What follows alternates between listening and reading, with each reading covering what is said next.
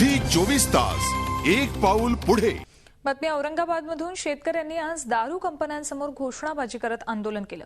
दारू कंपन्या उद्योगांना सरकार पाणी देतं, मात्र शेतकऱ्यांवर अन्याय करतंय असा आरोप शेतकऱ्यांनी केला।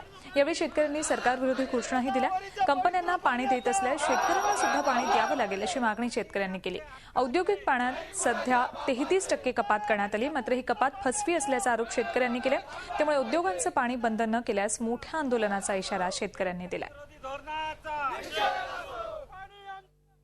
एकीकडे प्रामाणिकपणे शेती करणाऱ्या शेतकऱ्याची सरकारनं लाईन कापली, पाणी कापली की जो शेतकरी देशासाठी अन्न पिकवतो त्या शेतकऱ्याला सरकार मारायचं काम करते। आणि हे दारू बियर कंपनीचे माणसं मारायचं काम करणारे यांनी हजारो लाखो संसार उद्ध्वस्त होतात।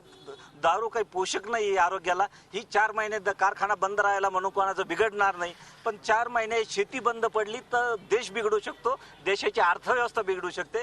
पण सरकार त्याकडे हेतुपुरस्सर दुर्लक्ष करतं आणि या निवडणुकीत पैसा पुरवणाऱ्या या दारू बियर कंपन्याचे हितसंबंध जोपासतं। ह्या सरकारी धोरणाचा आम्ही निषेध करतो। झी 24 तास एक पाऊल पुढे।